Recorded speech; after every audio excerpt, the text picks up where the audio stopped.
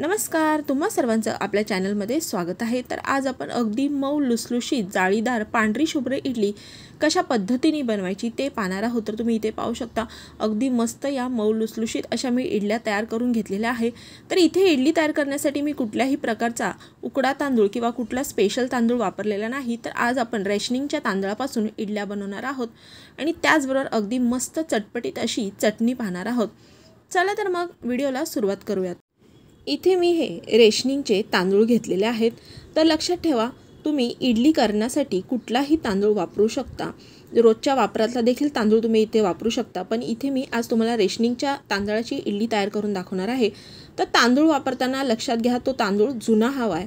नवीन तांदळाची इडली ही मऊ जाळीदार लुसलुशीत होत नाही, त्यामुळे जुना तांदूळ शक्यतो वापरा। आणि मी या ग्लासने मोजून 2 ग्लास इथे मी हे तांदूळ वापरलेले आहेत।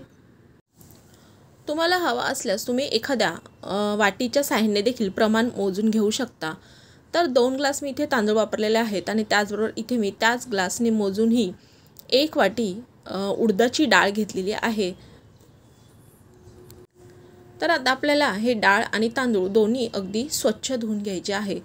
तर हे पहा, इथे मी हे धुवून घेतलेले आहे डाळ आणि तांदूळ। आता आपण हे भिजत घालणार आहोत।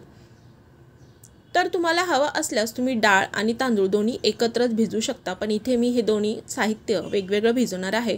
तर तांदूळ बुडतील इतपत आपल्याला पाणी यामध्ये टाकायचं आहे आणि त्याचप्रमाणे डाळीमध्ये देखील डाळ बुडेल इतपत पाणी टाकायचं आहे। तर जास्त पाण्याचा इथे आपल्याला वापर करायचा नाही आहे, कारण आपण नंतर जेव्हा डाळ आणि तांदूळ वाटू तेव्हा याच पाण्याचा आपल्याला उपयोग करायचा आहे डाळ तांदूळ वाटण्यासाठी। तर हे पहा, डाळीमध्ये देखील मी पाणी टाकलेलं आहे। डाळ बुडली तितपत पाणी टाकायचं आहे आणि नंतर आपल्याला यामध्ये टाकायचं आहे 1 चमचाभर मेथीचे दाणे। तर मेथीचे दाणे अगदी आवर्जून टाका, त्यामुळे इडली जी आहे ती आपली अगदी मस्त जाळीदार तयार होते। तर फक्त 1 लहान चमचाच आपल्याला इथे मेथीचे दाणे टाकायचे आहेत आणि डाळ आणि तांदूळ आपल्याला साधारण 5 ते 6 तास भिजत ठेवायचे आहेत। चला तर मग आता आपण यावरती झाकण ठेवूयात आणि साधारण 5 ते 6 तास डाळ आणि तांदूळ भिजून घेणार आहोत। तर 6 तास झालेले आहेत, आपली डाळ आणि तांदूळ मस्त भिजलेले आहेत, तुम्ही पाहू शकता। तर आता आपल्याला हे जे डाळ आणि तांदूळ आहेत ते वाटून घ्यायचे आहेत। सुरुवातीला मी इथे प्रथम तांदूळ वाटून घेणार आहे। तर मिक्सरचं आपलं मध्यम आकाराचं जे भांडं असतं ते घ्यायचं आहे आणि त्यामध्ये आपल्याला तांदूळ टाकायचं आहे। तर लक्षात घ्या, डाळ तांदूळ वापरताना आपल्याला कुठलंही वेगळं फ्रेश पाणी यामध्ये टाकायचं नाही। तर गरज पडल्यास आपण जे तांदूळ भिजवले होते त्याचंच पाणी आपल्याला हे वाटण्यासाठी वापरायचं आहे आणि जास्त पाणी यामध्ये ॲड करायचं नाही आहे, नाहीतर डाळ आपली किंवा तांदूळ आपले व्यवस्थित वाटले जात नाही। गरज वाटल्यासच पाण्याचा उपयोग करा।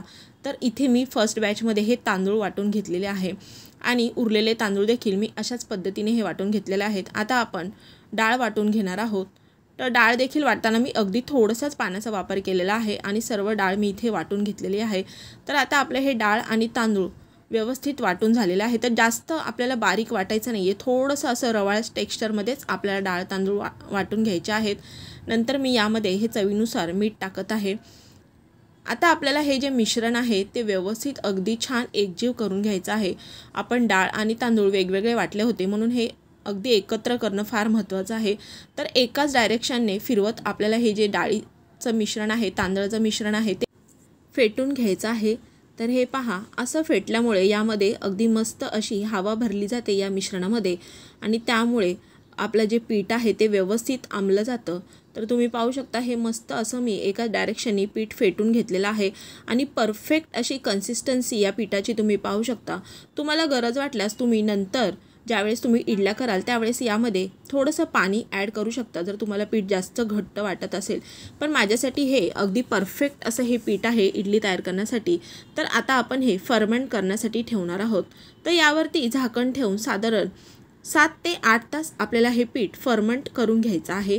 तर 7 ते 8 तास झालेले आहेत। तर आता आपण हे पीठ पाहूयात। तर हे पहा, मस्त हे पीठ अगदी छान असं फुललेलं आहे, तुम्ही पाहू शकता। तर मस्त अगदी पांढरं शुभ्र जाळीदार असं हे आपलं इडलीचं बॅटर तयार झालेलं आहे। तर तुम्ही यापासनं डोसे, उत्तप्पे किंवा आप्पे देखील बनवू शकता। तर हे पहा, अगदी परफेक्ट कन्सिस्टन्सीचं आपलं हे इडलीचं मिश्रण तयार झालेलं आहे।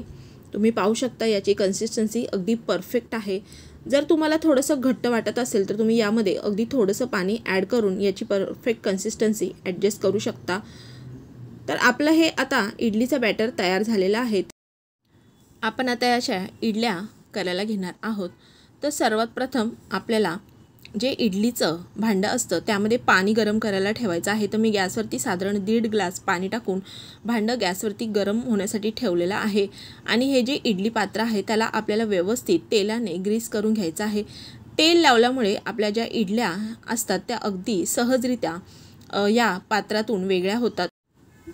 त्यामुळे आपल्याला याला तेल लावणं फार गरजेचं आहे। नंतर आपल्याला यामध्ये अशा पद्धतीने आपल्याला हे जे बॅटर आहे ते थोडं थोडं यामध्ये आपल्याला भरायचं आहे। तर इथे मी सर्व प्लेट्समध्ये हे जे इडलीचं मिश्रण आहे ते भरलेलं आहे। पाणी देखील गरम झालेलं आहे। तर यामध्ये आता आपण हे प्लेट्स ठेवणार आहोत आणि फुल गॅसवरती साधारण 8 ते 10 मिनिटे आपल्याला या ज्या इडल्या आहेत त्या वाफून घ्यायच्या आहेत। इडल्या आपल्या तयार होत आहेत तोपर्यंत आपण यासाठी लागणारी खोबऱ्याची चटणी बनवून घेणार आहोत। तर इथे मी एक नारळ असा त्याचे काप करून घेतलेले आहेत ते मिक्सरच्या भांड्यामध्ये टाकूयात। आणि त्याचबरोबर मी इथे थोडीशी कोथिंबीर घेतलेली आहे, 3 ते 4 हिरव्या मिरच्या घेतलेल्या आहेत, 1 इंच आल्याचे तुकडे घेतलेले आहेत, शेंगदाणे घेतलेले आहेत थोडेसे आणि त्याचबरोबर इथे मी डाळ घेतलेलं आहे। तर हे सर्व जे साहित्य आहे ते आपल्याला मिक्सरच्या भांड्यामध्ये टाकायचं आहे आणि थोडंसं आपल्याला यामध्ये पाणी टाकून आपल्याला हे जे मिश्रण आहे ते छान असं मिक्सरमध्ये फिरून घ्यायचं आहे। तर हे सुरुवातीला चटणी वाटताना अगदी थोडंसंच पाणी आपल्याला वापरायचं आहे। तर हे पहा पाणी मी टाकून हे छान अशी चटणी तयार करून घेतलेली आहे। आता आपण यामध्ये फोडणी तयार करणार आहोत। तर त्यासाठी इथे मी फोडणी पात्रामध्ये साधारण 2 मोठे चमचे कडकडीत तेल गरम करून घेतलेलं होतं। त्यामध्ये 1 चमचा मोहरी, 1 चमचा उडीद डाळ, 7-8 कढीपत्त्याची पानं, 2 लाल मिरच्या आणि थोडंसं हिंग टाकलेलं आहे।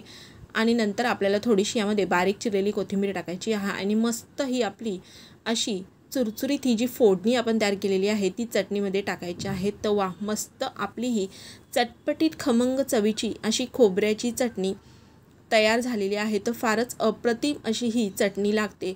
तुम्ही इडलीसोबत, डोस्यासोबत, उत्तप्प्यासोबत कशासोबतही तुम्ही ही चटणी खाऊ शकता। चवीला फारच अप्रतिम अशी ही चटणी लागते।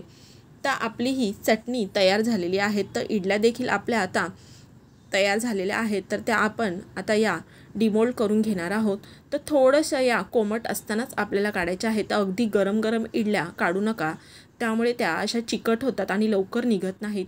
तर थोड्याशा कोमट झाल्यानंतर अशा पद्धतीने चाकूच्या साहाय्याने आपल्याला या इडल्या काढायच्या आहेत। तर तुम्ही इथे पाहू शकता अगदी मस्त आपल्या या पांढऱ्या शुभ्र मऊ लुसलुशीत जाळीदार अशा या इडल्या तयार झालेल्या आहेत। अजिबात या चिकट किंवा अशा ओलसर झालेल्या नाहीत। मस्त अशा या अगदी जाळीदार या तयार झालेल्या आहेत। तर इथे मी या सर्व इडल्या काढून घेत आहेत। तर आपल्या मस्त गरमागरम अशा या इडल्या आणि त्याचबरोबर खोबऱ्याची चटणी रेडी झालेली आहे। तुम्हाला ही माझी आजची इडलीची रेसिपी आवडली असेल तर व्हिडिओला लाईक करा, जास्तीत जास्त शेअर करा। तुम्ही माझ्या चॅनलवर नवीन असाल, अजून सबस्क्राईब केलं नसेल तर सबस्क्राईब करा आणि बाजूचे बेल बटन देखील प्रेस करा, म्हणजेच तुम्हाला माझ्या येणाऱ्या नवीन व्हिडिओची नोटिफिकेशन मिळेल। चला तर मग पुन्हा भेटूयात अशाच एक नवीन रेसिपीसह। व्हिडिओ पूर्ण पाहिल्याबद्दल धन्यवाद।